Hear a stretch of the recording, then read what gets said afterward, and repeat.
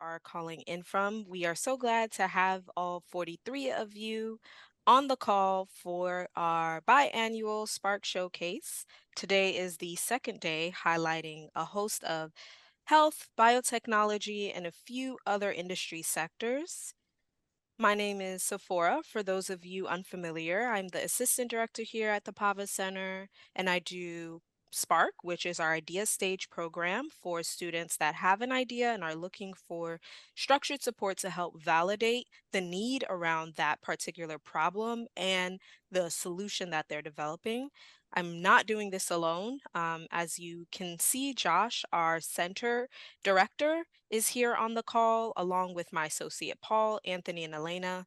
Everything that we do at this center is through the power of this small team.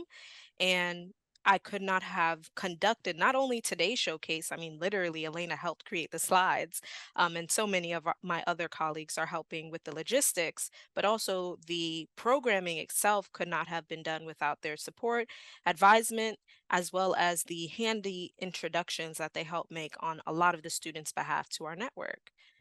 Speaking of support, the strategic advisors you see here are student interns that are experience in their own right as it relates to entrepreneurship, whether they've interned for a startup, launched a startup of their own, and or are currently burgeoning investors. They come from a breadth of schools, including Krieger, Whiting, Carey Business School, and Bloomberg School of Public Health, coming with unique perspectives on entrepreneurship and the education around entrepreneurship. And they meet with our students regularly to help support the portfolio of founders that we have here. So shout out to all of them that are also actually in the background slacking away. Now, the actual program runs for about 11 weeks, so just under the full semester, every semester, both fall and spring. This semester, we had 35 student teams complete the program, and that included meeting on a regular weekly basis for group mastermind sessions, attending a sprinkle of virtual events such as building and refining your minimum viable product, assessing your fundraising strategy, and learning about FDA regulation as it pertains to a budding biotech or health tech company. And they also attended regular monthly office hours with myself, along with some of those strategic advisors you just saw.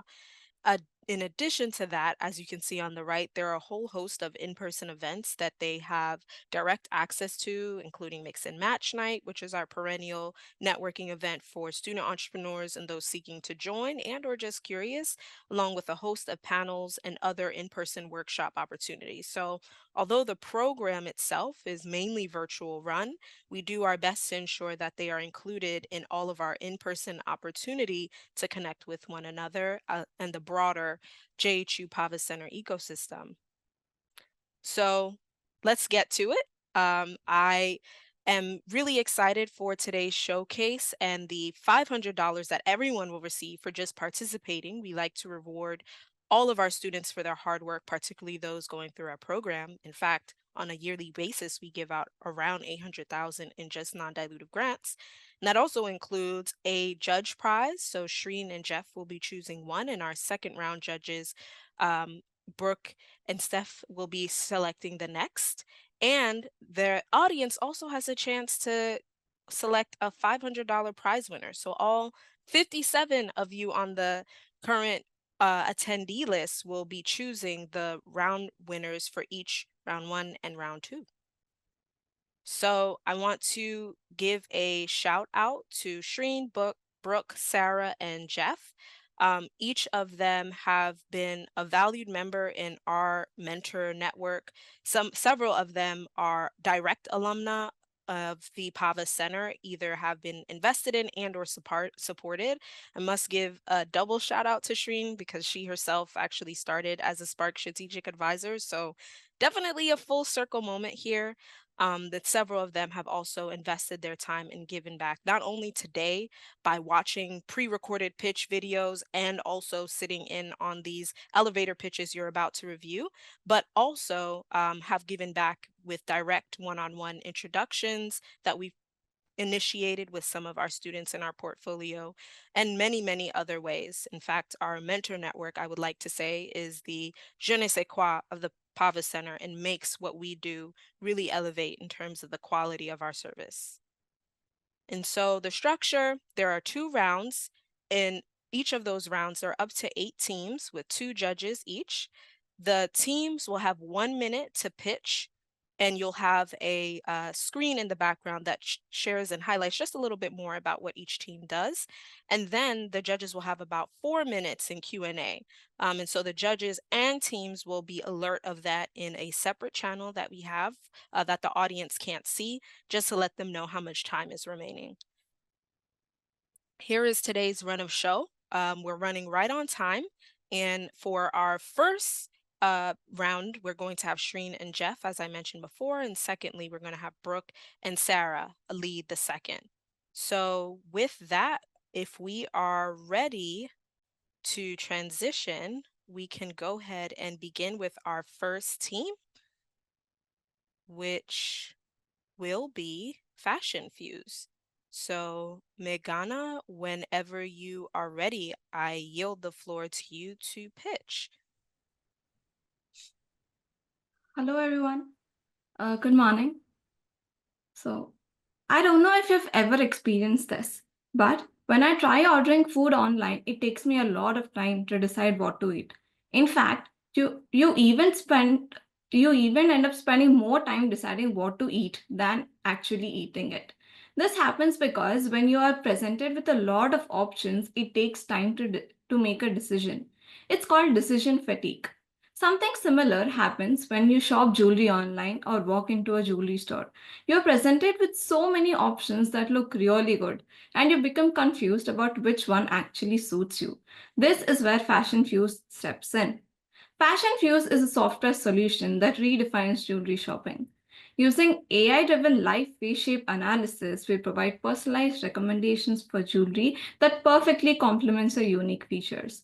Our value proposition lies in enhancing confidence and satisfaction in the buying process. We partner we partner with jewelry brands and e-commerce platform to integrate our technology. With Fashion Fuse, customers enjoy a seamless, tailored shopping experience and businesses increase conversions and customer loyalty. Thank you. Thank you, Meghana. Jeff, Shreen, whoever would like to start first, you're welcome to come off mute.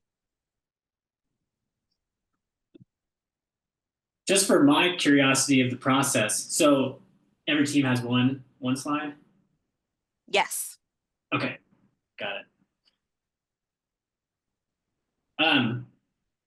Just to kick off, so understand the value proposition, helping with buyer decisions. Could you tell me a little bit more about your ideal customer and what the demand might be like? Yes. So we are mainly targeting the fashion conscious and tech savvy individuals. Our major customer our major customers are people, working professionals who love jewelry, buying, who don't have time to go to in-person store and love shopping online. And then gift givers, suppose husbands are buying gifts for their wives, and also young teenagers who are interested in jewelry shopping experience. And we have a lot AR feature also. So it also attracts tech savvy individuals who want to try it out. Nice, thank you. Thank you so much for the pitch. I really like this this venture, and I'm curious about whether or not you will be penetrating a higher end market or a lower end market. What does the demographic actually look like? Okay. So the jewelry market in general is expected to grow around the $300 billion around at the end of 2025, and online jewelry shopping is it takes up $30 billion. But right now, like I would say this is a pretty big market considering the demand. But right now we are taking it slow. We are focusing on California, which has the most number of online shoppers in the United States. And even to narrow it down even further, we are focusing on LA, which has a more number of online jewelry shoppers. So right now, we are targeting around 2 million users, and later we'll expand it to the whole United States. That will be around 30 billion users. Thank you. Thank you so much. Is the product you're offering the technology to see what the jewelry looks like? Okay. And is it selling jewelry, or is it the technology piece? It is the technology piece. We are trying to integrate it with the jewelry brands. We are focused. So there are jewelry brands who already offer AR experience, but they lack the AI-driven face shape analysis that we provide. So they rely on a set of standard guidelines. Whereas we detect your face shape and then recommend you the jewelry, which makes us different from our competitors. So if you could have like your dream customer, Yes. so not the individuals, but who would be using your technology, who would be your dream customer? In terms of brand, we would like to collaborate with Tiffany & Co., Sephora. So they are currently leading the jewelry market. So that would be our ideal B2B customers. Nice. Any final questions or thoughts? So just to clarify, would the technology recommend what type of jewelry works for the specific consumer, or is it that the consumer chooses the jewelry that they believe that they like, and your technology allows them to virtually try it on? No. I would like to walk you through the process. When you open the app, our AI algorithm detects your face shape, and based on your face shape, it recommends you jewelry and later makes you try it on virtually. So this is an end-to-end process that goes on. Thank you. Thank you so much. Thank you. All right. Thank you so much, Meghana. And with that, we are ready to transition. Jahun, whenever you're ready to tell us about Is World Life. Yes, of course. And I have my teammate with me here today, Jen. Jen, are you ready? Yep. Alrighty. Yep. Hello, everyone. My name is Juntong. My name is Xiaohuan. And Astrolife is an nonprofit organization founded in 2020. We help new immigrants and international students overcome barriers in language, culture, and information that hinder academic and social success. Over 85% of new immigrant students are facing challenges, especially during college mission, limiting their potential and opportunities. Our app bridges this gap as one-stop learning and social heal with features like ESL tutoring, peer counseling, leadership workshop, and podcasts. It provides academic resources, foster peer connection, and offer personalized content, empowering users to build confidence and thrive academically and socially. We serve a market of 5.25 million potential users, representing 92.5 million in revenue. With the 2000 FFU grant, we aim to kickstart app development. We are also planning to expand our impact by establishing clubs in public high schools nationwide, creating local communities of support and collaboration. We welcome partnerships and volunteers who are passionate about helping immigrant and international students. As immigrant students ourselves, we truly understand these challenges. Is World Life is our solution to empower others to overcome similar struggles and unlock their potential. Thank you. Thank you. Thank you. Jeff, Shreen? Thank you so much. I'm curious, what are international students using today to mitigate these problems? Based on our interview and research about this group of students, they mainly rely on social media in their native language to trying to connect with international students or new immigrant students who speak their own language or from the same home country. And so it's only social media that they're using today. There isn't something else, no other technology or application. Yeah, especially for new immigrant students who maybe they came to a public school with like really small group of students who speak English as second language. Based on my personal experience and our survey, especially for public school, schools like counseling resources are pretty limited, especially for students who are totally new to U.S. education system. They have no idea like what to do to become a high achieving student in American high school. Okay, thank you. Thank you as well. From your research, talking to friends, family, potential customers, what has their reaction been to the solution? Hi, Jeff. So I would like to answer this question. So we actually have our services currently running. And when we introduce our idea of converting everything into a one-stop app, a lot of them really like this idea because we're able to basically connect our current services like ESL tutoring and peer counseling and all other free resources that we offers to those international students or immigrant students into one app, which creates efficiency for those students and also offer them opportunity to spend their free time and also connect with each others in this app because we also provide a social communities that could foster a genuine, friendly, and where they can freely exchange informations type of community. And I think they would really like to see this app to come to a life. Yeah, no, that's great. What feature within the app, like the ESL tutoring or the social channel, what do you think will have your users coming back again and again? What do you think the most Yes. popular app or feature will be? Yeah, that's a great question. So I think what we really emphasize is the community fostering. And the second is what we emphasize is our service is very focused on peer counseling, which provides other fostering a genuine connections between the customers and our app. In addition to that, we also plan to design our classes and our structures more similar to Duolingo, where it is there are some type of game within the app, and that would provide them some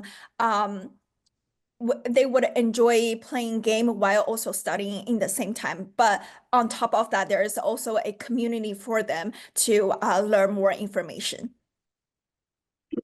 In the last few seconds, do you have users right now or you're hoping to launch soon? And then what would be a successful 2025? Like how many users would you want to have onboarded? Yeah, so right now, like I said, we actually have our services currently running.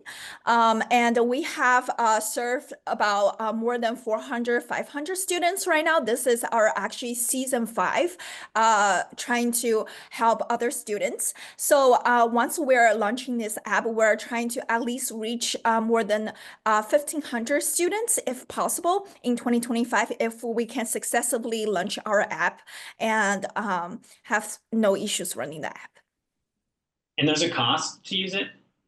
Yes, of course, there's cost fees, which we didn't really mention in our 1 minute today's pitch, but we did mention in our 3 minutes pitch where we projected we will have fees such as app research and development, app maintenance, guest speaker, service establishment, marketing and subscription fees. And we do expect 239.5 thousand and from year 1. All Gotcha. right. Thank you. Thank Thank you, you. judges. Thank you, Xiaohun and Thank you. Juntong. With that, we are ready to move to parametric. Prisha, Ryan, whenever you're ready. Sure, thank you. Imagine you've just been in an accident. When EMTs arrive, they check you for your ABCs, your airway, breathing, and circulation. But what they don't check you for is your core body temperature, despite the fact that it is crucial for treatment decisions that can significantly impact patient outcomes. According to EMT practitioners and leadership, that's because existing core temperature measurement devices like rectal probes or tympanic thermometers are either too inaccurate or too invasive. As a result, patients are risking untreated fluctuating core temperatures, poor outcomes, and higher costs. To address this, our team, Parametric, has developed a device that uses a novel core measurement technique to take accurate measurements non-invasively from the skin surface. This allows EMTs to improve patient outcomes and reduce overall healthcare costs, opening up a $15.2 million serviceable obtainable market. Join us in making core temperature measurement accurate and non-invasive for EMTs. Thank you. Thank you. Judges, who would like to start? Shereen? Thank you, Ryan. I really like this idea, and I'm curious about why it doesn't exist today. I know you mentioned that they check for the ABCs. Is this an imperative for patient outcomes? Yeah, that's a great question on both of those. So we've spoken to a lot of like EMT practitioners and like department directors and medical chiefs, and it seems like it's a poorly understood problem from the industry side. And so there, like we mentioned, there are existing core temperature measurement devices like the rectal probes or the esophageal probes, tympanic or forehead thermometers, but they it appears that the that industry has not fully understood the need or the way that EMS departments use these devices, and that has left this unfulfilled. And with regards to your second question about the impact, yes, it is understood that not addressing. So when core temperature changes significantly without being addressed in patients, it can lead to a spiral of other factors that can significantly harm patients and reduce their overall outcomes. Yes. Thank you, Ryan. If I could just quickly have a follow-up to that, how did you all come across this problem? Yeah, another great question. So we originally started as a BME design team, and so we spent a lot of time interacting with stakeholders in the emergency medicine space within the Hopkins network, and then we gradually expanded our conversations to include providers in DC and New York, and ultimately identified this problem through these stakeholder conversations and research about the market. I know you had mentioned that this would go through an FDA, I think it was a 510. I'm curious about whether or not it would have to eventually go through clinical trials. Yeah, that's a great question. Trisha, do you want to answer this one? Or? I can take Yeah, that one, go yes. for it. So what we are actually conducting is our clinical trials. Next week we are starting our first one, which is going to be comparing the performance of our device in dogs in hypothermic conditions. Basically, we'll be verifying our device's temperature predictions against gold standard temperature predictors, such as esophageal and rectal thermometers. And we will kind of conduct like a 3-stage study in which we verify both the safety of our device, the efficacy of our device, and eventually work up to testing in patients that are undergoing cardiac bypass. That way we can get a understanding as to like what our latency is as compared to gold standard temperature measurement devices, and hopefully gear up towards our FDA 510. Thank you. Is your vision that every EMS, I don't know what to call it, team would have this device? Is that the long-term vision? Yes, effectively. On their person or in their vehicles, and in contexts like that, yes. And the outcome would be more lives saved. Is that the main clinical outcome? More lives saved. Yeah, that's a great question. More lives saved, better patient outcomes, and lower overall healthcare costs too. Okay. what kind of patient is having challenges with core body temperature? Like, is it a subset? Is it people that go into cardiac arrest, or what type of patient? Yeah, there are quite a few different conditions that can lead to fluctuating core body temperatures. Some include like if the patient has undergone significant blood loss and trauma, if they've been exposed to extreme cold or heat, if they're at risk of sepsis or any other variety of conditions that could. Yeah. Yeah, and it's for like some sort of acute event, um, like a heart attack or blood loss. Yeah, emergency medical. Yeah, yes, those would be some examples. Yeah. Is there any use case for primary care or like chronic disease management, preventative care? Yeah, that's a great question. We've discussed some cases with the emergency medicine, I guess, professionals that work in the emergency room, for example, where there are cases there in which our device is applicable. So obviously, when somebody enters the emergency room, even then, it's not optimal to be using something especially invasive like a rectal or esophageal probe. So should our device or like after our device completes, trials and is implemented in these EMS settings, there is potential to be applied in emergency rooms and in other settings that core temperature needs to be measured accurately and non-invasively. Gotcha. Thank you. Thank you, Thank Prisha you. and Thank Ryan. you. Torian, whenever you're ready. Hello, judges, fellow Spark and field participants and JHU affiliates. I have one question for you, which describes the problem we're trying to solve. How many apps do you use on a day-to-day basis? Is it 5, 10? Don't tell me it's more than 20. I bet you have over 100 apps downloaded onto your phone, and you have yet to hear about the world's first all-in-one app. My name is Torian Dotson, and I am the CEO and co-founder of Phi-Sinoia, an app for college students, working professionals, and even everyday people who struggle to manage the many important aspects of their day-to-day lives. Gone are the days of using multiple apps to manage your busy schedule, notes, and daily actions to take. Use Phi's Me tab to prioritize how you spend each day and take charge of your health and wellness and family interactions. Struggle to remain focused? Silence all distractions and be intentional with your time using our Focus tab. Connect with others across various communities and channels using our chat features, emailing, and video calling features. Post a picture, start a thread, look for jobs, or even advance your business with our unique networking tab. And not to mention, satisfying all of your curiosities with our Explore tab. We've read through hundreds of customer reviews, surveyed numerous individuals, and spent countless hours conducting research, which led us to this jack of all trades and master of one ultimate software. We hope that by using our one-of-a-kind interface and by taking advantage of all of our unique features, users and customers can gain more control of their day-to-day lives. Thank you. Thank you. Jeff, do you want to start us off? Sure.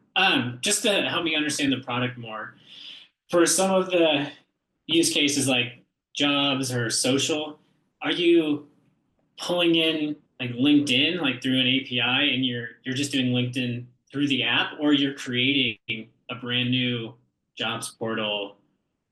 Yeah, tell me a little bit more about the product. That's an excellent question, Jeff. We are actually recreating many of the features that users love most within our own platform. So this will be, and a lot of these features will look very similar to what users are familiar with, such as LinkedIn, such as Instagram, TikTok, or YouTube even. However, we redesigned many of these features, focusing on what users love most about these platforms and capitalizing on the features that, or on the ways that these platforms may fall short. Yeah, thank you. Where are you investing the most time so far? Like, which, is it wellness? Is it social? Which one are you focusing the most time on right now, and why? Well, we definitely want to start with our user-centered approach, and this includes many of the features that our Me tab offers. This includes calendar and schedule management, task and to-do light features, family management, so users can stay in touch with the people that matter most to them, managing their health and wellness across a variety of health features, as well as simple tools and settings to manage all of these things. We then would like users to transition towards a lot of our focus features to remove distractions and set time deliberately towards the things that matter most, such as studying, reviewing for exams, or even setting dedicated time for specific tasks to do. We then transition them into our connection tab where they'll be able to message and interact with their communities that they're a part of, check their email, and even join like Zoom calls or video calls and meetings from this platform. Kind of in the direction of right to left, we believe that these features are important and we'd like users to interact with us, our software. Cool. Sweet, thank you. Yeah, that's my only question. Shreen? So I saw during the 4-minute video that you have a tab for health and fitness. I'm curious about how you're going to convince users to use different fitness tracking methods, such as an Apple Watch or an Oura Ring. How are you tracking the fitness and health? And what does it look like with connecting to these specific items that users are already using? Excellent question, Shireen. We are developing not a physical product, but really just a series of software that we've seen many users, especially in the medical field or even everyday people, use to manage their health and nutrition, their sleep schedule, and even simple health things like their mental health. We allow them to use journaling features, and we do not expect them to have some fancy technology to track these things. You can get a lot of these things from Apple Health itself and convert it with an API call and work with a lot of the data that they're already using on their smartphones. We plan to even send this data, which we believe will provide longitudinal data, even pain tracking data, to physicians, to health providers in the formats that they enjoy, in order to provide more insight onto how users may be how they may be managing their health on a day-to-day basis. Thank you. What are you going to charge for it? We are surprisingly going to start with a 3-tier subscription model of $0 a month, $8 a month for our pro subscription, and $15 a month roughly for our business subscription. All these subscriptions will come after the initial $199 purchase. Cool. Thank you. Thank you, Torian. Nora, whenever you're ready, we're interested in learning about Box Takeaway. Sure. Thank you, Sephora. Hi, Jeff and Shireen. How often do you feel stressed because you don't have time to cook? How frustrated do you get when you order takeaway online but find out how expensive it is with all the extra fees? Here's the solution: Box Takeaway. It helps solve the following problems: limited cafeteria options and flavors, no meal plans, lack of time to cook, homesick for hometown food. Current takeaway apps are expensive with all the extra fees. They don't offer box meals, and they have unreliable delivery. Our solution, Box Takeaway app, connects local restaurants near Hopkins campuses to deliver affordable, timely, and authentic group boxed meals using a peer-to-peer business model. The total addressable market is $87K per day, and today's total ask is $2,000. I'm Nora, founder of Box Takeaway and student at Hopkins. Let's invest for your eating experience at Box Takeaway. Thanks. Thank you, Nora. Judges? Thanks, Nora. I guess I'll kick us off here. So it's a group boxed meal using the peer-to-peer model. And I'm curious about whether or not the application itself finds those peers. For example, if I'm ordering food, do I have to go find the other peers to order food alongside me? Or is the application going to find those individuals for me at the time of ordering? That's a great question. So there are actually 2 ways for you to find the peers. The first one is you can ask your friends to join your order from that restaurant. And the other way is that the app itself will show like how many people are currently joining this. And then if you wanna like find more people, you can click into that button and then they will show like what are some of the past customers this restaurant have so that you can, reach out to them. But I would say the more common way for you to find the peers is ask your peers and friends around you. And is there a threshold so that you can get the discount? How many peers do you have to have per transaction to receive the discount? Yeah, we have that's a great question. We have an estimated price discounts for this. So for example, if the average box meals per restaurant is $15, then if you invest, let's say 10 more, like in total 10 friends to join your order, then everybody will get $10 for their meal. Thank you, Nora. Thank you. Who do you think the ideal customer is? Is it students primarily, or would it be people like me who wish they were still students, but now they're in the real world?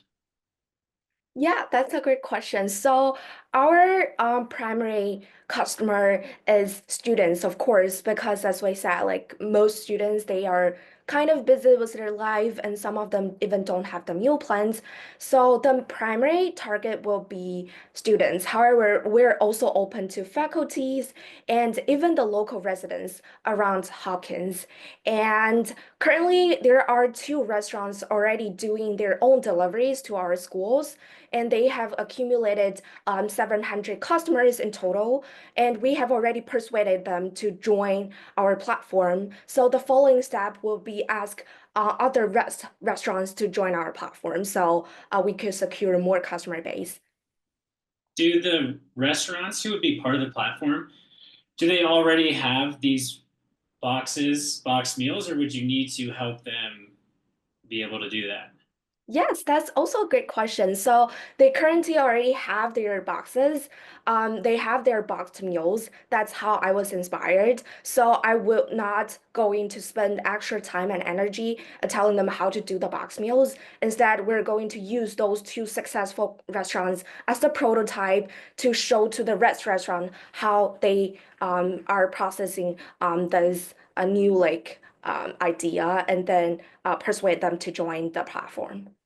How many restaurants do the box meals in your market? How many? There are 2 restaurants currently doing their boxed meals at the same time doing their own deliveries to the campuses. Do you know if other restaurants also do it, or is it just the 2 that you've been able to find? Only the 2. And then I'm going to persuade the other. We already did the market research, and then we figured out like around 20 restaurants that are currently very ideal to persuade them to join at this time. And that's only for Hopkins. And our final vision is going to expand to all the other schools that share the similar interests or needs as Hopkins. Got it. Thank you. Thank you. Thank you for your time. Thank you, Nora. Clara, whenever you're ready, floor is yours. Okay. Imagine receiving a gift that feels like it was made just for you, because it was. That's the power of Hana. Hana is a platform that uses AI to create a one-of-a-kind personalized card. The concept is simple. You give Hana the picture of your special someone, and in just seconds, Hana will give you a digital or physical card that resembles your special someone. Who's in the team? Me. I'm Clara, and I'm a computer science student here, interested in using technology to spread love. With your help, we're hoping to 1. Improve our image generation model so that your unique gift is perfectly unique, and 2. Launch our MVP in order to begin spreading love, and 3. Recruit local artists so that they get recognized and you get more styles for your gift. Together, let's redefine what it means to give, receive, and love. Thank you. Thank you, Clara. Who'd like to start? Go ahead, Sure. Jeff. Is the main gift cards? So it's a digital card paired with a gift card, but the gift card is optional. Oh, sorry, I didn't mean gift card, but yeah, so it's a digital card, not a physical card that you would send in the mail. That's our so we're offering both digital and physical options. The physical option would be printed for we'll print it and mail it to the recipient, but we're also offering a print method so that people could print and physically give it themselves. And you mentioned image generation models. Can you tell me a little bit more about that? Is it using AI or is it something else? Yeah, so it is using AI. I'm currently developing my own image generation model using Stable Diffusion and training it on specific styles. I'm working with fellow artists here in Baltimore, and I've commissioned artists to help me create a set of styles, a set of different drawings of people in a specific style, and I'm using their set of images and training a model that'll help that's stylized. Yeah, thank you. Yep. Thank you, Clara. How do you plan to compete with personalized gifts from Etsy, where they can generate similar images like this? Yeah, so the three main things that Hana differs from other competitors like Etsy is one, that it's much more affordable. Our digital option is being offered for free compared to Etsy, which is much more pricey. And then two, it's much more easy to use and much quicker than Etsy competitors, because those are take much longer. And then third is we offer more personalization and a lot of different styles. So the number of styles we have right now, I have 3 because I've worked with 3 other artists, but the numbers are pretty much limitless. The more artists we work with, the more styles you'll get to choose from. How much does it cost to send one of these images in a printed form to the receiver? So we're charging $6, or that's our current price point for physical cards. Out of that, 40% is being spent on producing. The actual model hosting and database costs aren't as significant, but for physical cards, it does cost quite a bit of expense to print it out and print it and ship it, which is why physical cards are much more expensive compared to digital options. How do you plan to generate revenue on the digital pieces that are free? Yeah, so for the digital options, we will we'll encourage the customer to attach a gift card. And it's actually through these gift cards that we're making a lot of the revenue. Gift cards give us part of the commission. And also we're planning on integrating a subscription model with additional styles and additional customization in order to generate as part of the model. Have you gone through a test of the gift cards with the commission and providing that to the end consumer? So we haven't tested the gift card itself, but this was based on another idea that was with digital bouquet giving. And with that, a lot of the feedback I got from testing with that product was that people wanted to integrate gift cards, and that was a huge desire among customers, which is why I decided to integrate this, and it actually works very well with the business model. Thank you, Clara. No problem. Thank you, judges, and thank you, Clara. Thank you. Jakun, whenever you're ready, the floor is yours. Oh, hi everyone. It's great to see everyone's great presentation. So hello everyone. We are Extra. So we aim to help the electricity company operate their storage better in the electricity market through AI solutions. From the 2017 to 2023, the renewable energy shares in California only increased by 10 percentage points, but the waste of the renewable electricity increased by over 600 percentage point due to the safety consideration and lack of the storage. It created about $800 million of loss a year in California if we count the electricity as 30 cents per kilowatt hour. To address these issues, Electra developed a large AI prediction optimization solutions, and we test our solutions in the US Midwest markets. Results show that our solutions can help the storage gain $12,000 more economy return than the common method per megawatt per year. We plan to start operation in the US and capture 22 million shares in next 3 years. We also aim to start the utility patent application next January and make the first sale in September. We seek a $2,000 support for the patent application lawyer fee as we close to sign a formal contract with a lawyer in next January. So please scan the QR code if you to see our website for a video demo if you are interested in the technology. Thanks. Thank you. My question is, so I don't have much domain expertise or any domain expertise in this area. Can you just tell me a little bit more about your product? Is it like, what are you going to be selling and what is it going to be doing for customers? Oh, yeah. So I were kind of like maybe most of panelists maybe not very familiar with that. So it's very simple, kind of like for your phone battery, it is very simple to charge and discharge. You charge and discharge in the whatever time you please. But however, in the electricity grid, the electricity price is different throughout the time. As a storage operator, you absolutely do not want to charge at a high price and discharge at a low price time. So in the real practice, the electricity market mechanism is even more complex. So there has a future markets, the day-ahead markets, and the real-time market, even a capacity market, or even just very simple power purchase agreement. So charging battery in the grid is a very complex economy decision with so many physical constraints. But let's put a simple explanation.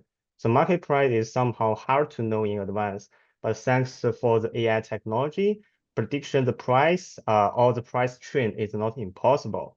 So we use the AI to predict and optimize the storage charge schedule based on the market price prediction and the renewable energy production prediction. Yeah, that's pretty much how it works. And who's the customer? My customer, we plan to serve 5 types of the customer. So the public utility, we call electricity co-op, and the private electricity company, as well as independent power producers, and like analysts and academic researcher. We are aware that each type of customer has different kind of sensitivity to the risk and profit. For example, kind of like a private electricity company may have very sensitive on the profit and less attention on the market risk. So, but a public utility company will put more weight on the risk than the profit. So we will adopt kind of like customized kind of risk tolerate factor to accommodate each type of customer. We also kind of like aware that there are analysts and academic researcher who just want to analyze the ready great data and weather data. So we will also provide the data API to fulfill their need. Thank you. Mm-hmm. Shreen, any Yeah. questions? Yeah, I do. Thank you. How do you all plan to store the electricity during the downtime? Where will that be stored? I'm sorry, could you repeat your question? So my understanding is you are going to be storing the electricity during times where it costs less. Mm-hmm. Is that how the AI technology works? Yes, let's throw out a battery or even other energy storage technology. We provide is optimization solution and the prediction solutions, something like that. Okay, and so then your customer, you would be providing the technology to your customer. In that case, the customer is who? It's kind of like a utility, basically include the public utility, private utility, electricity co-op, as well as the independent power producer. So this is mean for type of them. So this is a B2B model, is that correct? Yes, yes, correct. Yeah. Okay, thank you. All right. Thank you, Wang, for your time. Yeah, thank you. Yeah. So please invite us to the future of mankind. Thank you. Yeah. Thank you. All right. Let's keep moving along with Crispier. Whenever you're ready, Lavanya. Hello. At Crispier, we're revolutionizing campus snacking with automatic vending machines that deliver hot, crispy, and delicious options, perfect for busy student lifestyles. Imagine this. You're rushing between classes, pulling an all-nighter, or just craving comfort food. Current campus food options leave students unsatisfied, but Crispier offers filling portions, convenience, speed, 24/7 availability, and affordability, all tailored to your needs. We're starting with everyone's favorite comfort snack, mozzarella sticks. Crispy on the outside, cheesy on the inside, and ready in seconds, right on campus. Our mission is to make satisfying snacks quick, accessible, and reasonably priced. With 8,000 students on Homewood's campus and 4,000 universities in the US, the market for this product is endless. Currently, we've done market research and validation and are hoping to address the students' needs. We need your support to bring these Crispier machines to the Homewood campus and eventually campuses everywhere. Together, let's make Crispier bites and instant delights. Thank you, team. Shreen, do you want to kick us off? Sure. I like the spirit of this. I'm curious about whether or not the entire venture will be centered around mozzarella sticks, or if you plan to expand in the future. Yes, We of would course. absolutely love to expand. Mozzarella sticks are our starting point after doing a consumer survey. We actually started by thinking of a beverage option, freshly squeezed orange juice. But when we talked to students, we found that what they really craved was something warm, something comforting that they can do as a quick snack. And just to make the technical operations simpler when we start, to only have one thing to maintain our vending machines for, we'll use mozzarella sticks. But we hope that once we have a more successful business running, to provide more options, healthier options that students are looking for. It's definitely warm and comforting. I'm curious about the perspective on how healthy it is. Have you all received any feedback on that? Are students eating mozzarella sticks and things that are similar on a day-to-day basis because of convenience, or are they seeking a healthier, comforting snack? Yeah, so we of course had to do surveys to figure out what exactly the student population and everyone was thinking. But after seeing like on a range of scales, people valued convenience over healthy options. They were rather to choose snacks that were on the go rather than cold meals that were prepared fresh just due to their convenience. As of course there's lots of things to do, activities, school, homework, meetings to get to. I think convenience was ranked at the highest. And one thing we're trying to do to balance the convenience and the health is to look for healthier options in this. So for example, for our mozzarella sticks, we would air fry instead of deep fry. Thank you. So what are the costs associated and what would your margins be? Absolutely. So our biggest cost is going to be the vending machine to start with. We would be outsourcing that, and that can cost a few thousand upfront. After that, we can turn pretty good margins on our actual product because the costs are the mozzarella sticks themselves, and then very nominal costs for packaging and condiments, which are a few cents per purchase. And then our base prices would be $3 for 4 mozzarella sticks, $5 for 6, and I believe about 50% of those sales would be profitable for us. Is there any new types of technology needed to keep hot foods crispy and fresh in a vending machine? So I've seen Farmer's Fridge. I think those are cold. So yeah, can you tell me about the technology? Is it something new? Does it exist? Yeah, of course. Sorry. Basically, the way this would work is sort of an instant instant service, so the mozzarella sticks are air fried right when you get there. So rather than like keeping them warm and having them decay or in that sort of situation, we would have them instantly, like as soon as you get there and click the button, it would be air frying it for you, served hot and fresh, so that students can enjoy them on the go without concerns for other things. Would you have to build a custom vending machine, or there's vending machines like that exist today? They do exist actually. There's not very common here in the US, but they are common in other countries, which is something we've discovered. Oh, nice. That's interesting. All right. Thank you, judges, and thank you, Crispier team. Thank you very much. I'm lactose intolerant, so this is not a product for me, but for my lactose-friendly friends, I'm sure now you've got them a little hungry. All right. Thank you. So that actually concludes our round one. Thank you both, Jeff and Shireen, for your insightful questions. My colleague Paul should be slacking or chatting you now with his private Zoom link. You are going to mosey on over so you have time to actually deliberate.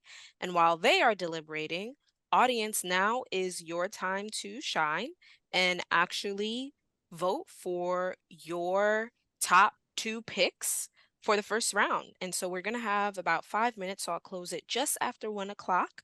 Please get those votes in and let your voice be heard.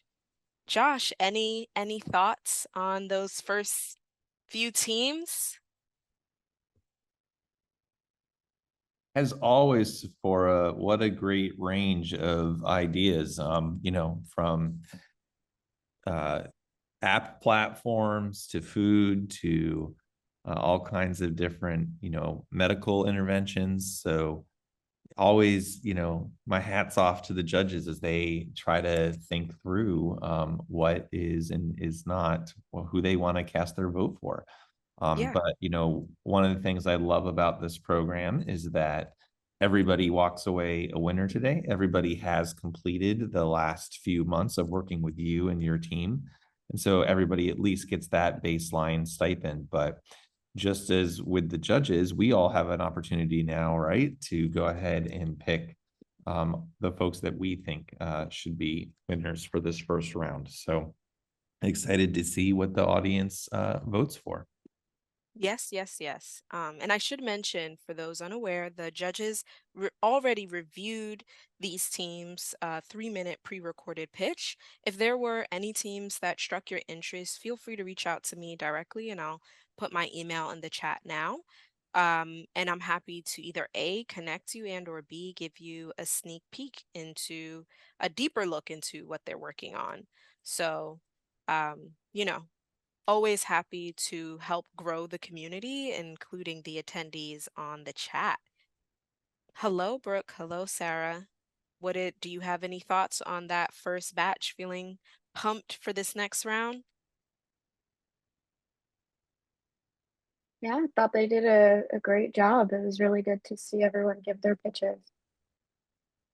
All right. Yeah, I want to echo that as well. Looking forward to this next set. Always exciting to see what students are working on these days. Yeah.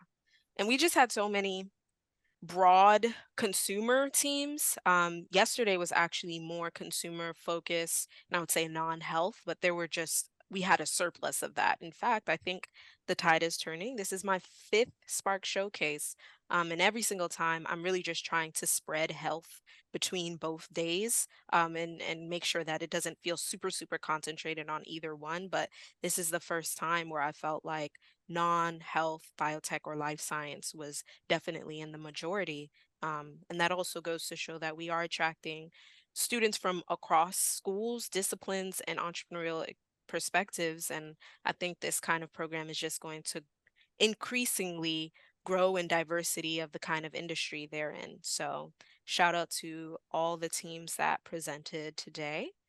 We have about 2 more minutes on that poll, and then we are going to transition into round 2, beginning with B9 Stimulus Tech. So get those final votes in.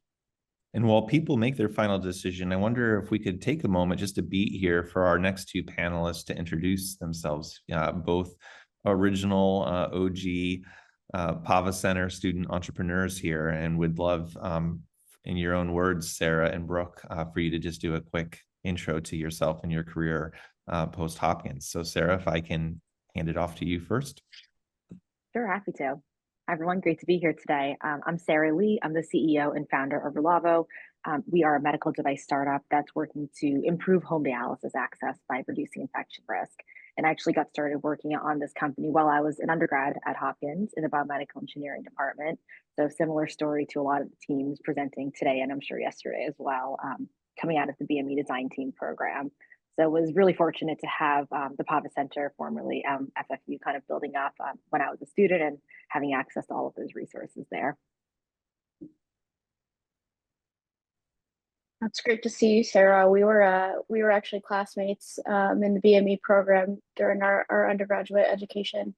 But I also started my company through the design team program. It's called Benegraft, and it was focused on cartilage reconstruction procedures. And it's just really great to be here and super excited to see all the teams present today. Thank you both again. The appreciation cannot be overstated on our part.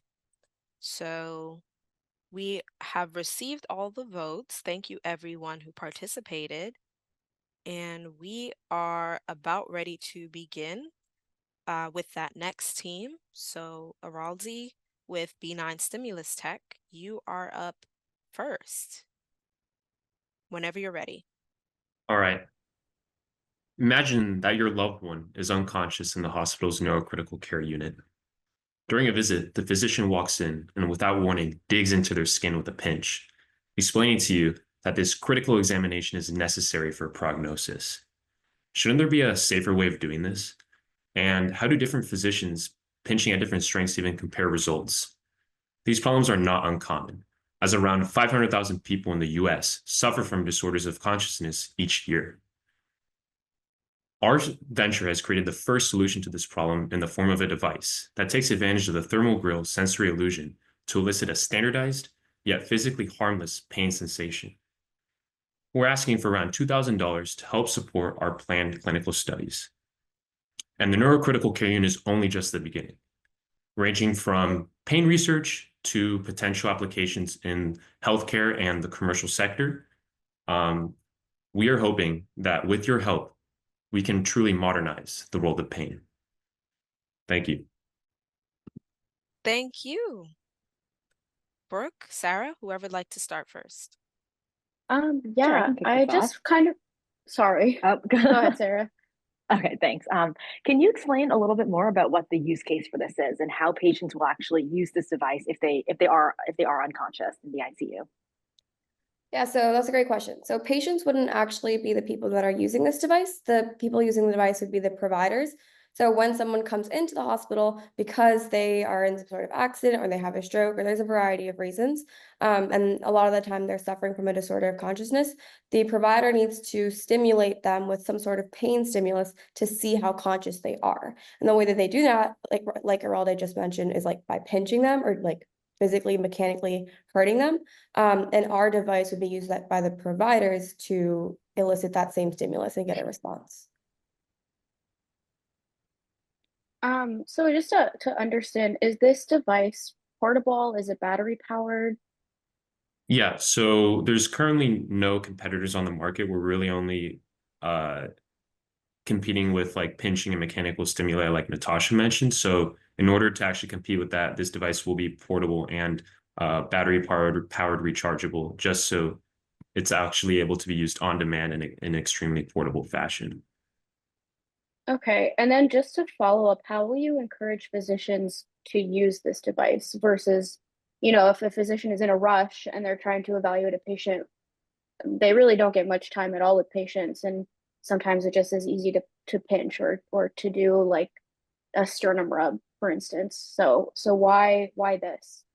Yeah, so we've actually talked to a bunch of patients or a bunch of providers, and one thing that they all mentioned is that like it'd be very easy to use this device if they just had it in the room. So we can envision these devices just being in the room that the patients are staying in. So whenever they come in to do their rounds or to do a test, they can just grab it and then perform the test. So that's kind of how we hope that happens. And then we also have talked to a bunch of providers, and they've all said pretty strongly that they don't like doing these tests because they know it makes the patient's family uncomfortable. Like, nobody wants to see you just like go in and cause bruises on their loved ones. It's just a very uncomfortable experience overall. So from our conversations, we think that the providers would be very, very accepting and would be really willing to use this kind of device. So given that the standard of care right now is essentially free, it doesn't use any sort of device, how are you thinking about reimbursement and payment for this? Yeah, definitely. We've already explored that pathway as well, and I've actually spoken with the Hopkins Hospital Neurocritical Care Unit research nurses and the insurance reps as well. And there's a device that we're kind of basing our business model off of that offered the first sort of standardization for pupil dilation measurements called the pupilometer.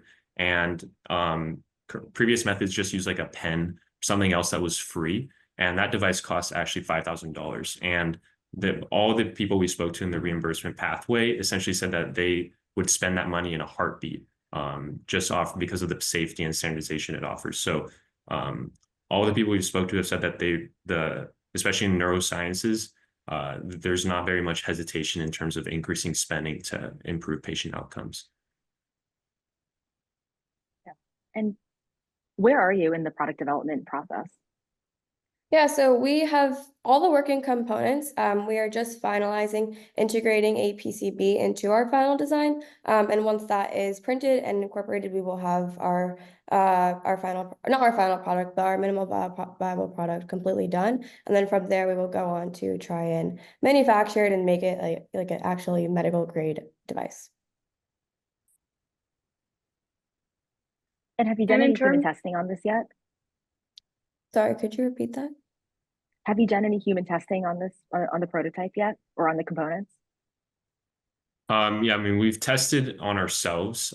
We've had earlier iterations of the prototypes that have worked, but obviously that data is not publishable because it hasn't been approved by an IRB, which is actually what we are in the process of having a protocol reviewed for right now.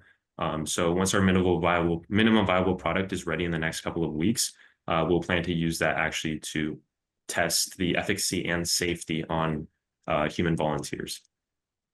Brooke, do you want to close this out with a final question? Sure. I was just going to ask about the type of regulatory clearance that you would need for your device. Yeah, in terms of the FDA pathway? Yeah, so we've actually talked to an FDA consultant, and there isn't really any sort of predicate for this kind of device. So we've been exploring going through a breakthrough pathway, which is a specific segment where if a device is able to be shown as being a novel and breakthrough device, that you can go through that pathway. And it's similar to de novo, but in this specific pathway, the hospitals and the people who purchase the device will actually be eligible for some sort of reimbursement from the government because we have this designation. So we're really hoping to get the breakthrough designation from the FDA. Awesome. Thank you both. And with that, we are transitioning to NeuroBar. Mantej and Prem, whenever you are ready. Thank you, Sephora. Every year, 2.5 million people suffer from traumatic brain injuries, and thousands more are affected by strokes, requiring intracranial pressure or ICP monitoring, which is the pressure in the brain. Current methods, such as lumbar punctures, involve drilling a hole through the spine and measuring pressure. This is invasive, risky, resource-intensive, and inaccessible, leaving patients vulnerable to irreversible brain damage, lifelong disability, infections, or even death. NeuroBar changes that. Our non-invasive platform uses OCT imaging and AI to measure ICP through the eye, making it fast, safe, and accurate. No needles in your spine and no drilling into your skull. With NeuroBar, we eliminate diagnostic delays and ensure life-saving care reaches everybody. No needles as well, which allows us to transform how we monitor brain injuries because every second counts. Thank you. Awesome. Thank you, Prem. Judges? Yeah, great presentation. Could you speak a little bit to how frequently complications occur with lumbar punctures? Of course, Mantej. Yeah, I'll be happy to take that. Sorry if my speech is slurred. I had my wisdom teeth removed this morning. But in lumbar punctures, about 20% of the time, there's complications during the procedure. So either that could happen while the procedure is happening, or more commonly, post-surgical infections are really rampant with the lumbar puncture. So there's a lot of wasted resources in terms of time and pain crises that happen through these procedures. How easily do you think that NeuroBar can integrate with existing OCT imaging equipment and clinical workflows? That's a great question. We've kind of designed it. Our initial application at Spark had us have our own OCT imaging, but as we did some research and customer discovery, we realized that we're able to kind of piggyback off of existing OCT images. So we moved to a fully software-based platform, and one of our key strengths is that we're able to use off-the-shelf standardized OCT images as part of our analysis. So there's no need to build any hard tech because we know that's expensive. It's hard to integrate into clinical workflows. So our device uses regular OCT images that are available pretty commonly and cheaply. So in Are your those longer form, oh, go ahead, Brooke. Sorry, I was just going to ask, are those OCT imaging tools like readily accessible within like a neurology department? Yes, so these OCT imaging devices are usually present in hospitals, in regular routine eye exams at your ophthalmologist's office, so they're pretty ubiquitous. And we've talked to people at Hopkins, and we've known there's about 7 or 8 of these devices all around the hospital in different units. So accessing these devices is pretty easy based on our customer discovery. So if you're planning to use the standard equipment used in a typical eye exam, are there any technological concerns, I guess, about using those machines when a patient is coming in with the TBI, rather than sort of a fully alert patient just going to the eye doctor, being able to sit there and place their chin in the right spot, for example? So to understand your question correctly, are you kind of referring to whether it'd be difficult for a patient who's coming in with an acute crisis to get their images taken for their eye? Yes, that's correct. Okay, that's a great question. So we looked into that for quite a while, and we realized that in part of the ED, like standard workflow, they look at pupil dilation, they look at other bodily temperatures. So taking an image of the eye based on what we've talked with some of the neurosurgeons in there, while it adds an extra step to their workflow, it kind of potentially saves about 30 minutes to an hour if you have to avoid the lumbar puncture surgery. So while it is an extra step for the patients, based on the pros and cons of using this new workflow, it kind of saves them a lot of time and resources down the road. And what's your regulatory pathway here? Brim, we're going to take that question. Of course. So we're currently classified as a Class 2 device, and that will take about 12 to 18 months for us to make sure that we've gone through the current pathways. But currently, the way we're developing the platform is in regulation with the SAAS guidelines provided with the FDA. So it'll take around 18 months to get it through, but that's what we're currently working on through customer discovery and also having conversations with the FDA. How did you determine the annual platform fee and the per image pricing? So the per image pricing is based on the current market price. So if you go to a regular neurology clinic and you get an OCT image through a referral, it's $99. So that's the flat fee that we're currently using as well. And the platform is just based on where this platform will be integrated into. So if it's a hospital, we're looking at $30,000. However, if we're doing smaller neurology clinics in rural areas, we're going to make it on a sliding scale as well to make sure it's accessible to everybody all over the states and then globally as well. Thank you, both Montej and Prem. Montej, hope you recover. And with Appreciate it. that, Thank you. we are transitioning to urine control. So team, Nina and Aidit, whenever you're ready. Hi, my name is Nina, and I'm one of the co-founders of Urine Control. Our venture aims to treat stress urinary incontinence, or SUI, in females. SUI is a condition in which people experience involuntary urine leakage upon physical exertion.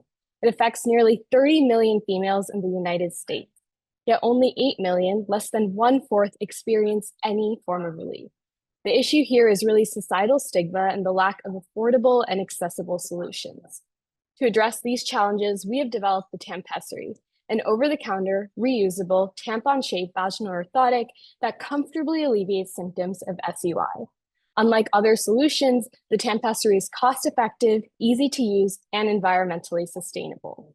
Currently, we're finalizing our MVP and preparing for clinical validation. We've secured nearly $35K in non-dilutive funding and are seeking an additional $2K to expand manufacturing work. Together, we can work to empower women to take control of their urinary health. Thank you. Thank you. A great presentation. My first question is, do you have manufacturing partners identified? Yeah, so we've been consulting with Root 3 Labs. We started like last spring semester.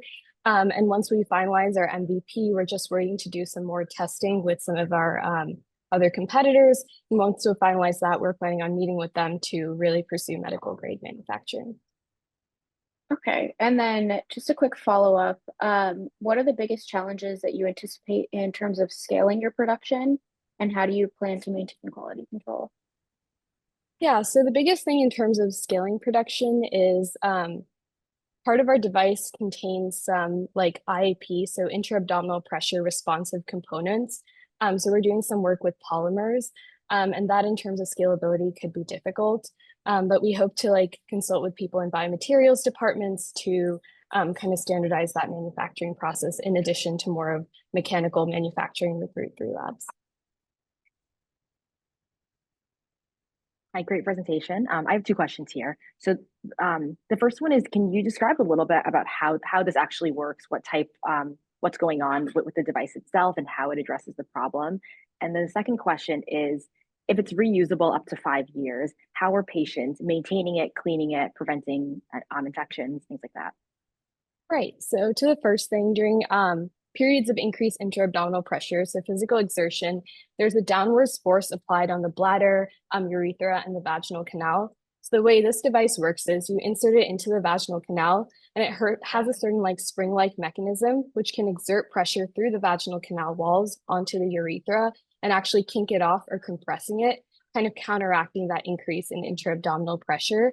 So that's more to the functionality. And into the second point about how we're planning on having our users use it, we're also developing a self-sanitizing case. We've looked into some UV functionalities as well. We found that many users in our sort of market analysis and stakeholder interviews are actually completely fine with just rinsing it in sink water and just having a case to store it in. So we have different options for users depending on what they would like. And what is the use case here? Are patients wearing this 24/7 just for a certain number of hours per day? Yeah, so SUI kind of has a scale of severity. Some people only need it when they're exercising. So if you're an athlete, like when you're running or jumping, you may need to insert it during workouts. Other people like postpartum mothers might be experiencing this continuously and need to insert it throughout the day, take it out in the night. So it completely depends on the user and sort of the extent to which they need to control their symptoms. Do you think that this could present maybe challenges in terms of safety? So like for instance, toxic shock syndrome being a thing with tampon use. Do you think that is an issue that could come up if people are wearing this long term? Yeah, that's something which we were actually really worried about as well. We're planning on manufacturing our proper prototype out of medical grade silicone, which is used in current incontinence rings and other SUI products as well. So we're not concerned about it from that lens. In terms of the shape, there's one predicate device called the Contam Normal, which is shaped like a tampon, but some of its insertion mechanisms require sort of soaking the device first before inserting it, and that's what increases the risk of toxic shock syndrome. So given how we're designing the device and sort of the use case scenario, we're not too concerned about TSA. And then what is the regulatory pathway here? Yeah, so we're thinking of pursuing the Class 2 510K pathway. Currently, we're doing testing to show equivalency to current predicate devices, including the incontinence ring, Contam Normal, and a product called the Revive. And once we've established that, we hope to pursue that. All right. Thank you, judges. And thank you, urine control team. Great job. With that, we are ready to move forward with our next team, Pinpoint DX, Viraj, Milan, and Atharva, whenever you're ready. Sounds good. In low and middle income countries, medical diagnostics are inaccessible due to limited resources and training. Point-of-care testing attempts to address this by creating portable diagnostics such as rapid COVID tests. However, these are not as accurate or reliable, largely because lower quality patient samples such as sputum or urine are collected through less standardized procedures, leading to 6 million deaths per year for misdiagnosis of diseases.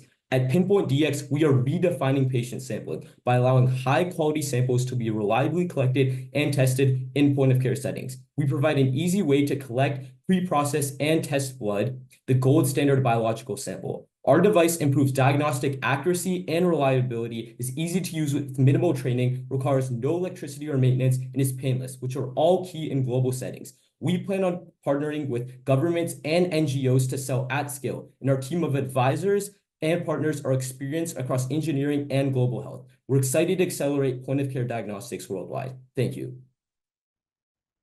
Thank you. Judges? Great, thanks for that presentation. Can you walk me through what the user workflow will look like? How are they collecting blood? How are they processing the sample? Yeah, for sure. So the user would take the device and place it on their arm, or for younger children on their upper leg. And then they would kind of inject the device by pushing it down, and that would allow for blood collection to occur. And then they would simply just pull off the device, and then the process would be complete with blood plasma separated by the device for further diagnostic tests. Is this a reusable device then? No, this would be a single-use device because of contamination issues, as well as we want to run single-use kind of diagnostic assays on it. It couldn't be so it can't be scaled to be a multiple-use device. Have you conducted initial tests to demonstrate accuracy and reliability of your device compared to like lab-based diagnostics?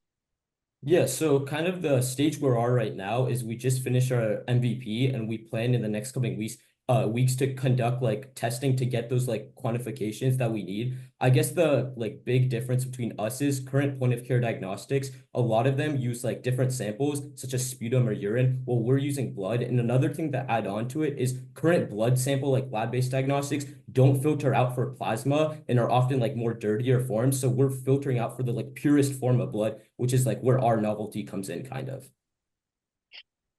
So in terms of actually testing the samples, the assays that you're going to be, I assume you're going to be incorporating assays into the device itself to run the test.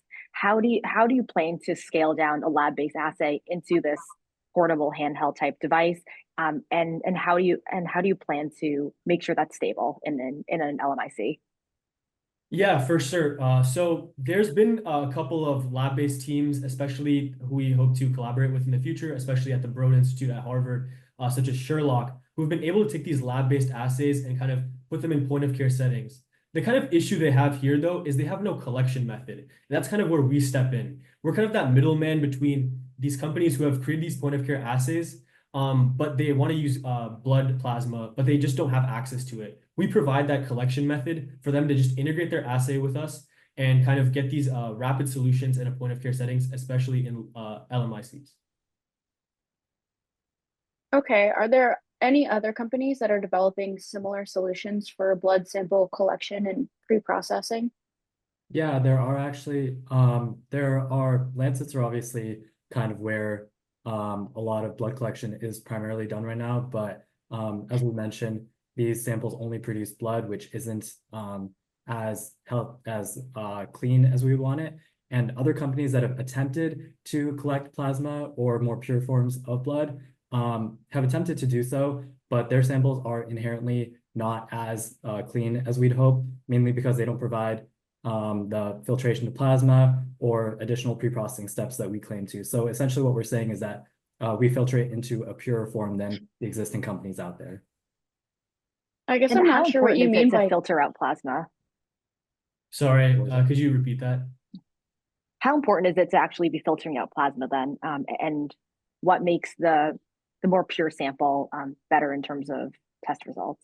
Yeah, for sure. So in terms of kind of traditional lab-based diagnostics such as PCR or in point of care settings, RPA, filtering to blood plasma is pretty relevant. There's inhibitors that exist in red blood cells that do not allow for DNA amplification, which is common in a lot of these lab-based diagnostics, especially for diseases such as tuberculosis. And that's why filtering out to blood plasma allows for better amplification and higher sensitivity and specificity for these patients in LMICs who often don't have access to these higher quality lab-based tests.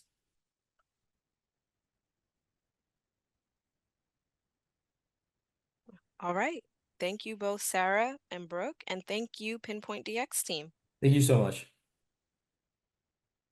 With that, Syed, whenever you are ready, the floor is yours to tell us about RiftyFit.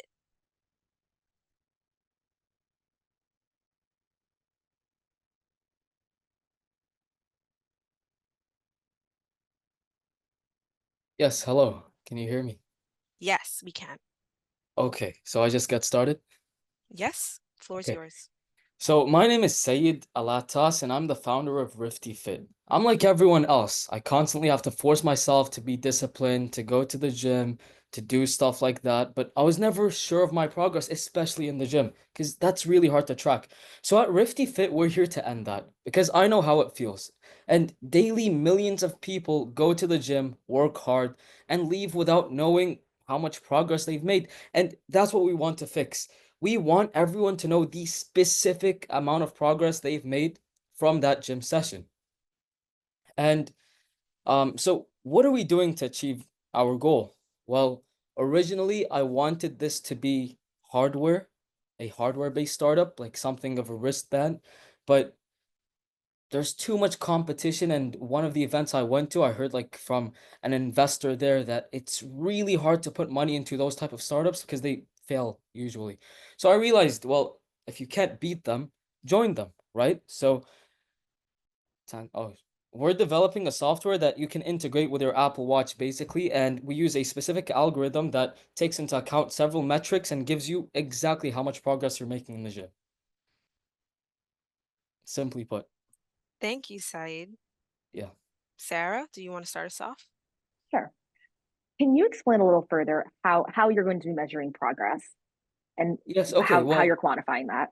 I was going to get there. So I was saying if you can't beat them, then join them, right? So we've got like competitors like Apple Watch, Whoop. Whoop is a new company and it's growing very rapidly. And we don't want to compete with them. So instead of competing, we want to join them. We want to develop a software application that can connect to anyone that has an Apple Watch, for example. And our application is meant to use our specific algorithm to track different metrics, like I said, like heart rate variability, time under tension, etc., to give you exactly like how much progress you're making per workout. And what's your technological moat? Like, what's stopping Apple or Whoop, for instance, from developing their own algorithm? Well, it's not something that I believe many people would look forward to using. Like it's very specific to people that are into strength training, for example.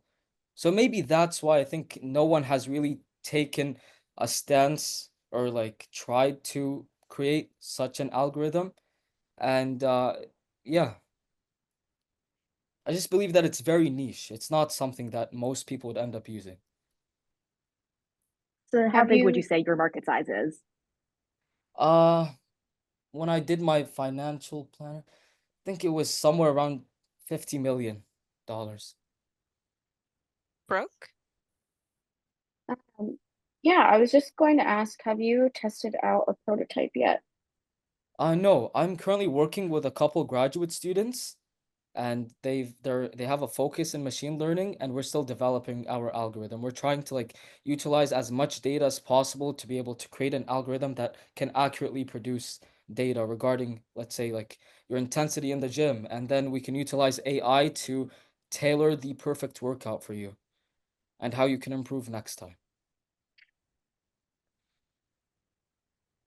Any other questions? So in terms of Sorry, Sarah. No worries. In terms of actually getting to customers, then getting to users, do you need to be integrated into the Apple ecosystem or into the Whoop ecosystem, or are you able to acquire customers without that formal partnership? No, there is no formal partnership required. It's just like uploading an app that people can download and utilize immediately. We plan on making money through, let's say, subscriptions through the app. Okay. Is rep by rep analysis important to most dedicated gym goers? Like, have you spoken to potential customers at all? Yes, yes. Like I've been training a couple of people because I have my like I'm qualified to train, and maybe I should have explained that. Yeah, and typically rep by rep training is very important. Like it's something that whenever you're training someone, you want to teach them, oh, the next time you come to the gym, you want to either do more reps or have a greater time under tension, or go heavier, etc. And what type of data do you need in order to provide those types of workout routine or recovery recommendations to your users? And do you need any involvement from other fitness professionals, for example? Yes, I feel like that's where most of the effort comes into play, that we still need to conduct a pretty decent amount of research to decide how we're going to create the algorithm that depicts how intense a workout was. So we're going to have like several metrics involved, such as heart rate, breathing patterns, sweat, possibly, things like that, to be able to form an algorithm that can accurately track intensity. All right. Thank you, judges. Thank you, Saeed, for RiftyFit. And with that, Jennifer and Nicola, whenever you're ready to share more about Onava. Great. Thank you. It's great to see everyone. My big question is, are you throwing your money away? As a single mom of 3 kids, no, that is not an option. However, as a healthy person with no pre-existing conditions, I've spent over $500,000 on health insurance. Keep in mind, the actual cost of my claims were only about $85,000. That's over $400,000 that goes straight to health insurance bottom line. In comparison, I pay out of pocket for my naturopath, superfoods, and supplements. What do I have to show for that? Excellent health. I only have financial loss to show for my health insurance. At Onava, we change this.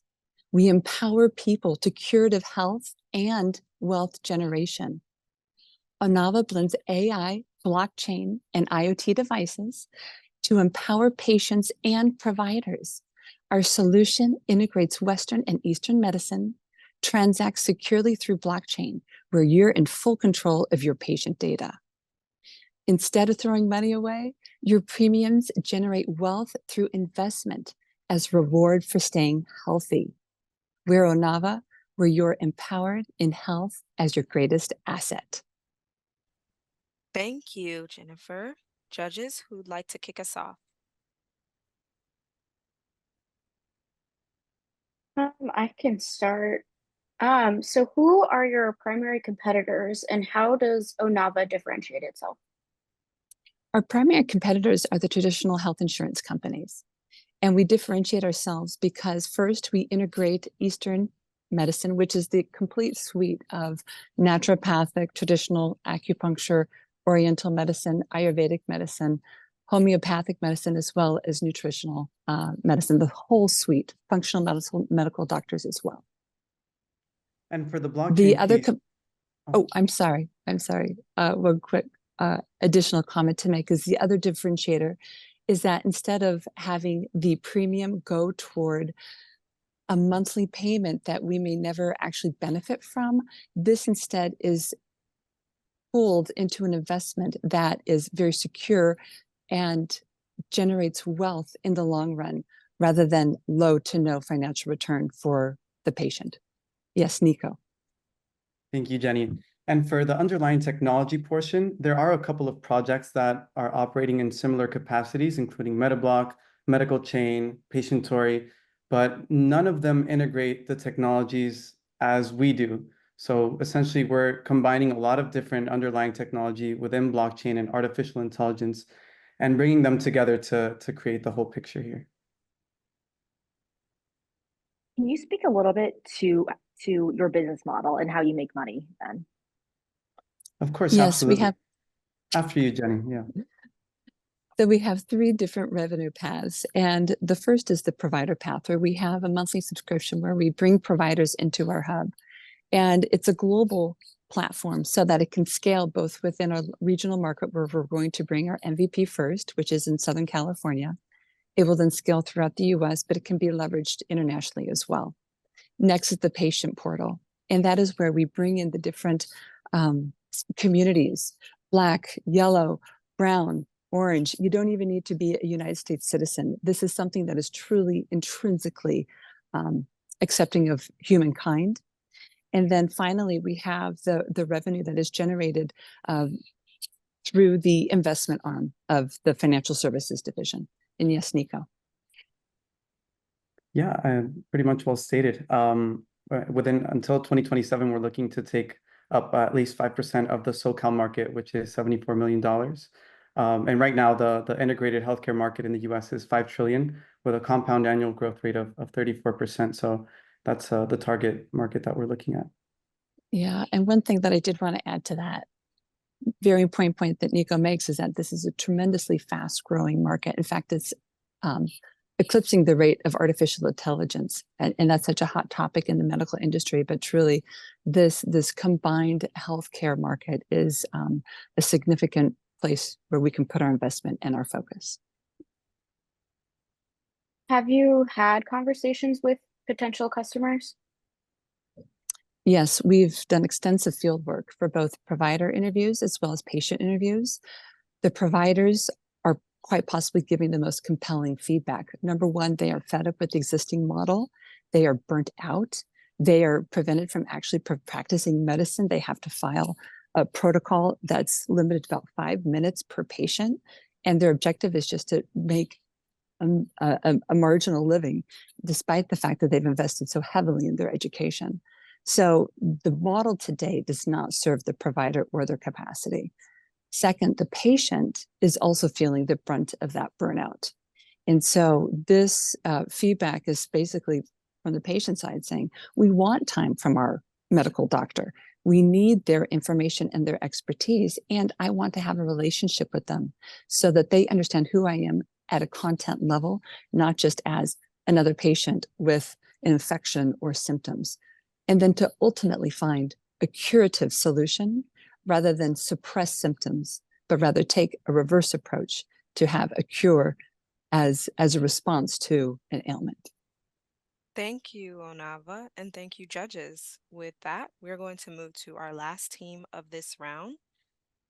Annika, whenever you're ready to share more about DevMinds. Hello, everybody. I'd like you to meet Claire. Claire is a neurodiverse student struggling to obtain personalized in-school special education due to increasing teacher shortages and larger class sizes. So her parents sought out external resources, but were met with lengthy wait lists, long commutes, hefty price tags, and a lack of personalized tech alternatives. However, Claire's parents aren't alone in the struggle. 78% of parents of neurodiverse children struggle to find affordable, accessible, and personalized special education resources. This is where DevMinds comes in. DevMinds is an AI-driven platform providing an easy-to-use, evidence-based alternative to in-person therapy that can be done immediately from the comfort of your own home. All a parent has to do is upload their child's doctor's report, and in 15 minutes, they're given a personalized learning plan that has modules catered towards the child's deficits and interests. We run on a subscription-based model, charging $75 per month, which is much cheaper than the $85,000 price tag of our competitors. So join DevMinds and make special education more affordable, accessible, and personalized today. Thank you. Thank you. Whoever'd like to start it off.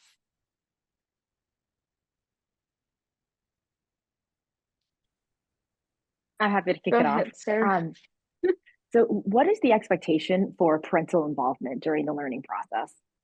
Yeah, that's a great question. So all the parent would have to do is ensure that they have access to a psychiatrist report or a doctor report that outlines the child's deficits and stated disabilities as it would state in the DSM. And then all the parent would have to do is upload the report onto either a desktop or a mobile application, because we're going to have both. And that from there, the parent can step aside and just watch their child learn as they work through the modules. Okay, and then how would DevMinds ensure that the AI generated learning plans are accurate and effective for each child's specific needs?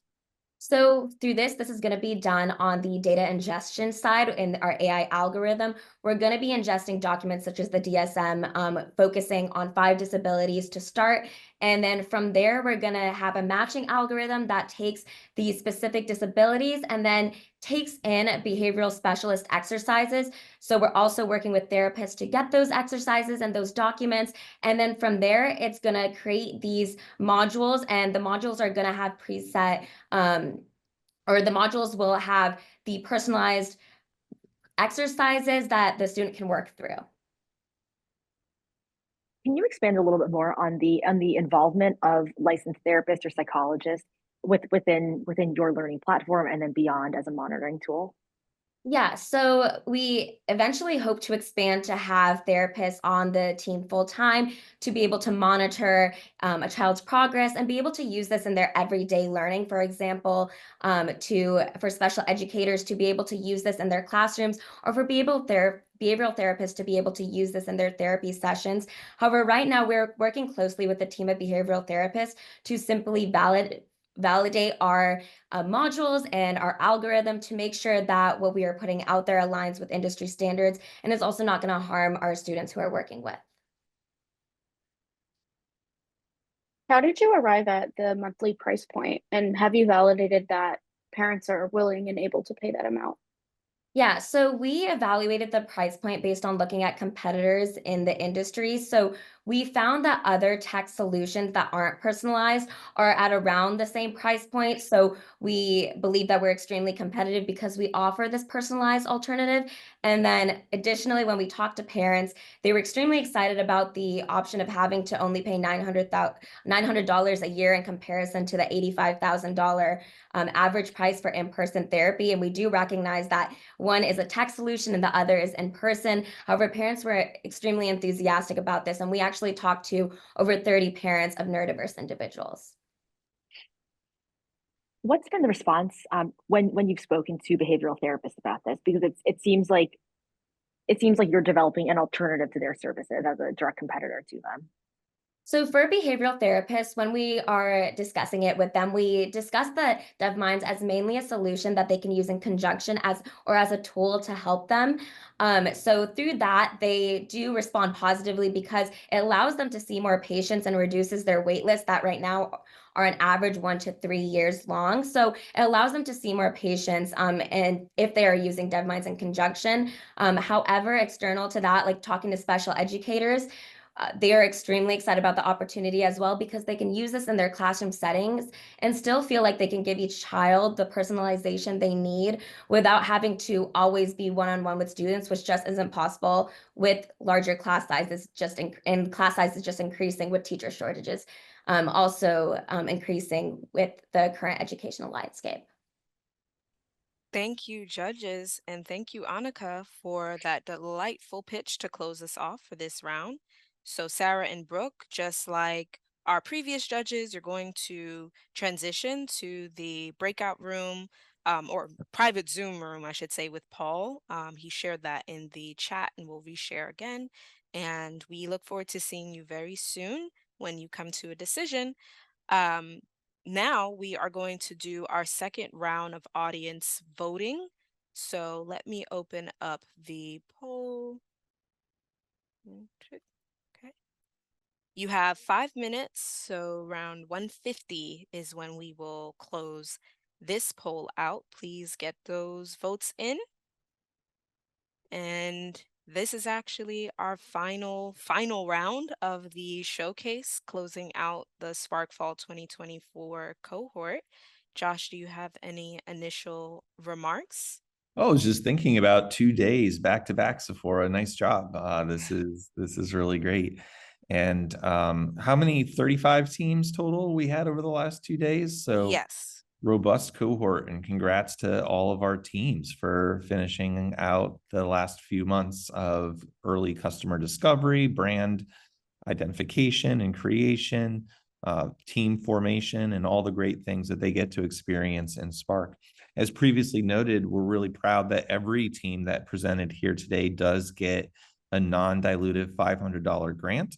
And what you all as the audience and what our judges are deciding are a total of 4 follow-on awards, all said. So excited to see who folks pick. And, everybody certainly has so much potential here. And we talk here at the Pava Center about that we really invest in founders above all else. That's not to say we're not looking for good ideas, but I can guarantee you, Sephora, every single team that we saw here today is going to pivot at some point in some not insignificant way. They're going to make some changes. They're going to tweak their audience, all of that kind of stuff. But what I think I can safely say is I'm walking away assured that these folks have that drive and that curiosity that is so needed, and excited to see how they continue to develop next and what we can do to help support them.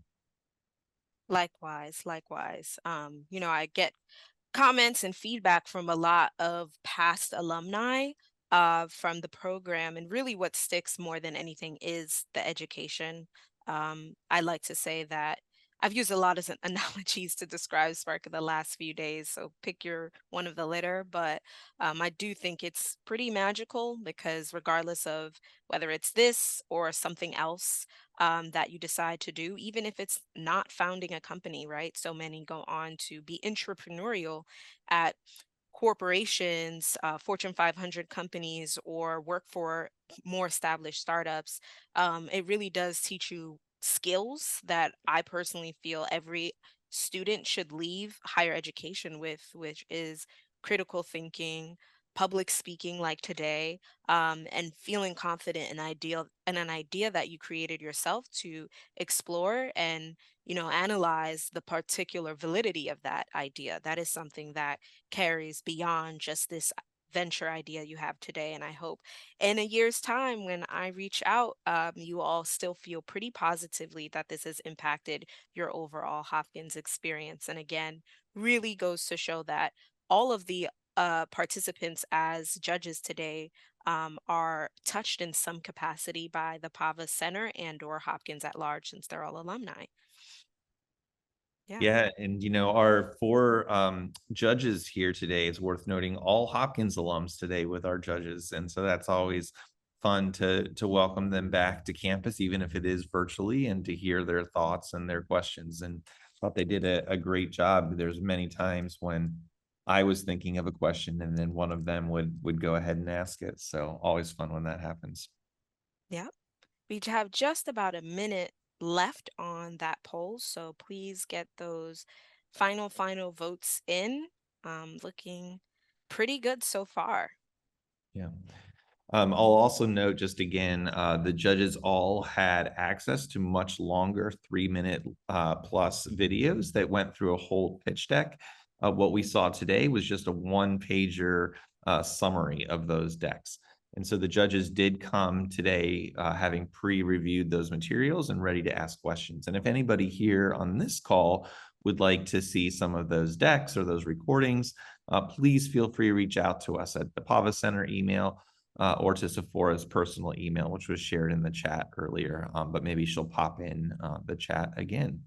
And so excited to continue to connect them. One of the things I always share, Sephora, is that at a pitch event like this, it's easy to just think about, who wins or, who gets recognition at the end.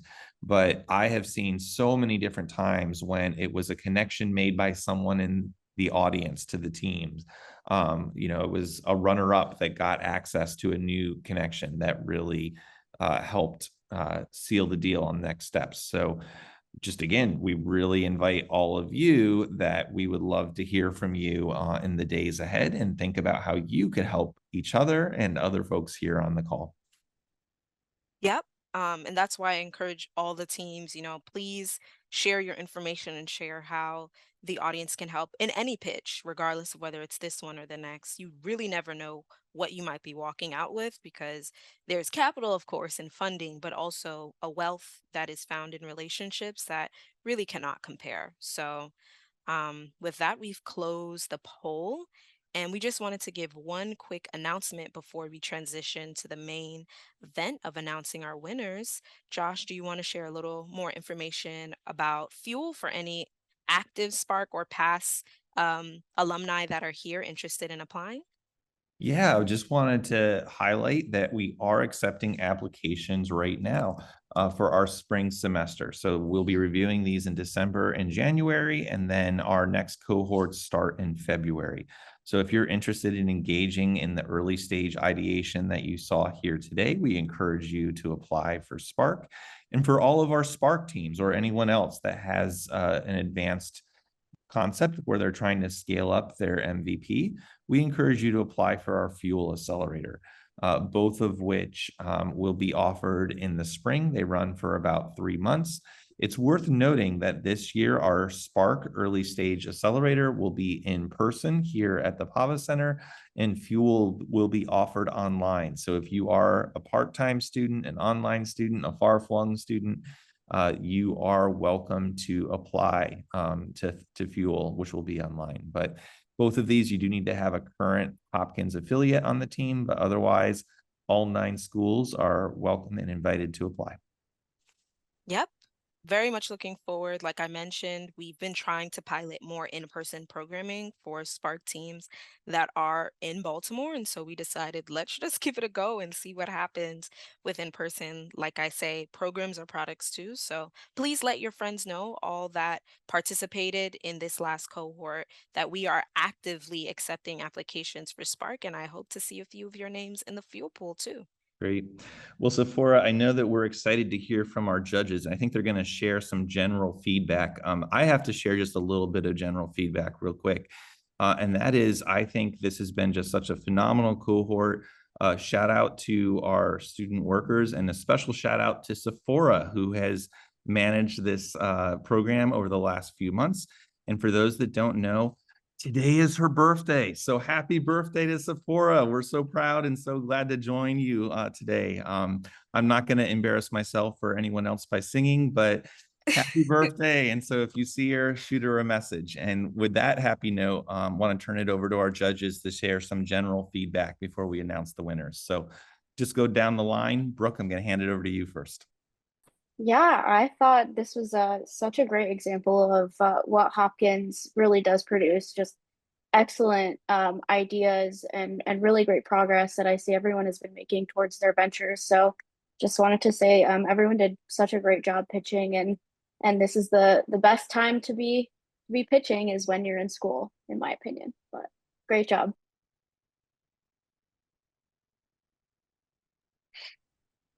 And Sarah, I'll just go on to you next. Sure. Well, it's great to be here. I want to echo what Brooke said. Congrats to all of the presenting teams today. It was so exciting to hear about all of the work that you've been doing while students, while balancing your coursework, and just really want to congratulate all of you on your progress and innovations here. And just as a sort of parting word of wisdom here, just keep talking to your customers. I know all of you have done some really great customer discovery to validate your problem, to get some feedback on your solution. But even after you've done that, I will say that there is always more to learn from them, especially as market conditions change and as you iterate on your solutions. So keep chugging along. And Shreen, would love if you could also just share maybe a little bit about yourself. We didn't really have time to do, a proper introduction for round one.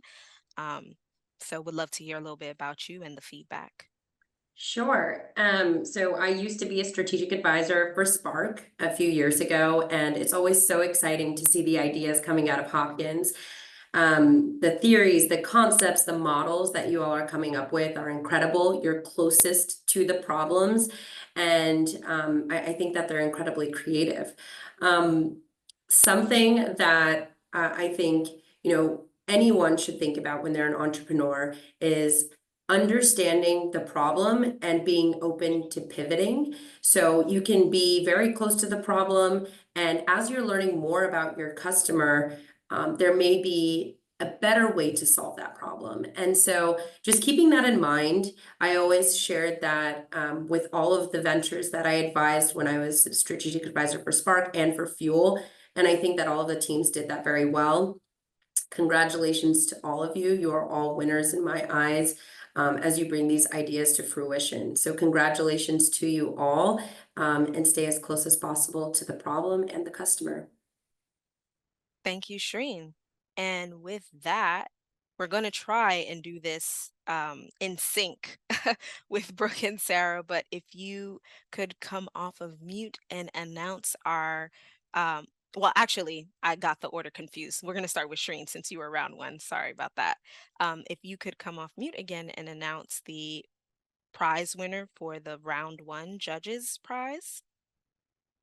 Congratulations to Parametric. Clap, clap, clap, clap, clap. Congratulations, team. And now, Sarah and Brooke, if you can, we're going to attempt again over Zoom, announce the winners of the second prize for round two. Sure. So for round two, we want to congratulate Urine Control. Congratulations, team. And I'll go ahead and announce our first round audience prize, which goes to Crispier. Yum, yum. I do hope you all celebrate with some mozzarella sticks this afternoon. And our second audience choice prize goes to Pinpoint CX. Congratulations, teams. You can't hear me clapping, but no, it is actually happening. So thank you all who participated in today's showcase and tuned in to support family, friends, professors, frenemies, etc., etc. Please stay connected. We hope to see you all back here, same venue. Well, actually, we'll be in person in the spring, but hope to see you all for the spring showcase. Please stay connected, not only with my email and the rest of the team, but also we're very active on social media for all updates related to the PAVA Center. And I hope you all stay warm, healthy, and happy this holiday season. Thank you.